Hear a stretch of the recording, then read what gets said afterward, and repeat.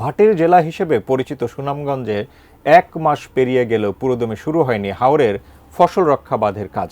চরম দুশ্চিন্তায় পড়েছেন কৃষকরা। সুনামগঞ্জের করচার হাওর থেকে যুক্ত হচ্ছেন প্রতিনিধি মেহেদী হাসান।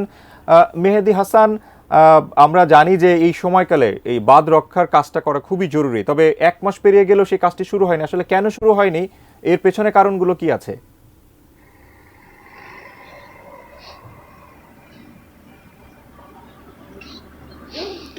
সাগর, ধন্যবাদ। দেখুন, সুনামগঞ্জ একটি হাওর বেষ্টিত এলাকা। এইখানে কিন্তু মানুষের প্রধান হাওরের মানুষজনের প্রধান পেশাই হচ্ছে কৃষি, এবং এই যে বুড়ো মৌসুম, এই বুড়ো ধানের আবাদ করেই আসলে তারা পুরো বছরের খোরাক জোগাড় করেন।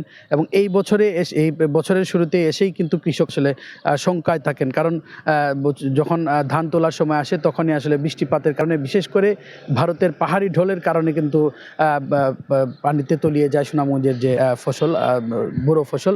এবং এই ফসল রক্ষার্থে কিন্তু প্রতি বছর সরকার শত শত কোটি টাকা বরাদ্দ দেয়া হয়, কিন্তু প্রতি বছরই কাজের একটা ধীরগতি থাকে। এই বছরও ডিসেম্বরের 15 তারিখে কাজের তড়িঘড়ি করে কাজের উদ্বোধন করে প্রশাসন এবং পানি উন্নয়ন বোর্ড, কিন্তু আজকে 22 তারিখ জানুয়ারির, আজকে এখন পর্যন্ত কিন্তু সুনামগঞ্জ জেলার যে 12টি উপজেলা আছে, সেই 12টি উপজেলার প্রায় বেশিরভাগ হাওরেই কিন্তু এখনো বাঁধের কাজ শুরু হয়নি। আমরা বিভিন্ন হাওর ঘুরেছি, মাটিয়ান হাওর, শনির হাওর, কচ্ছ আমরা ঘুরেছি, কিন্তু ইতিমধ্যে আমরা কথা বলেছিলাম এইখানকার যে কৃষকরা আছেন, তো কৃষকদের সাথে।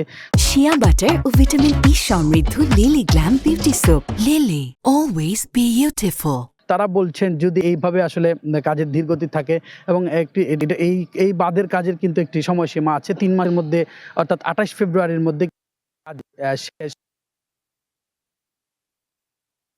আগাম যে বন্যা আছে, ভারতের পাহাড় থেকে যে পাহাড়ি ঢল আছে, সেই বন্যায় চলিয়ে যাবে। আরেকটি বিষয় আপনাকে যদি জানিয়ে রাখি, এই বছর সরকার 125 কোটি টাকা বরাদ্দ দিয়েছে সুনামগঞ্জের হাওর রক্ষা বাঁধের সংস্কার ও নির্মাণের জন্য। প্রতি বছরই কিন্তু এই শত কোটি টাকা বরাদ্দ দেওয়া হয়, এবং সুনামগঞ্জে 1718 কিলোমিটার বাঁধ আছে। এই গত বছরের বন্যায় তেমন ক্ষতি না হওয়ার কারণে কিন্তু এই বছরে সরকার 580 কিলোমিটার কাজের যে অনুমোদন করা হয়েছে।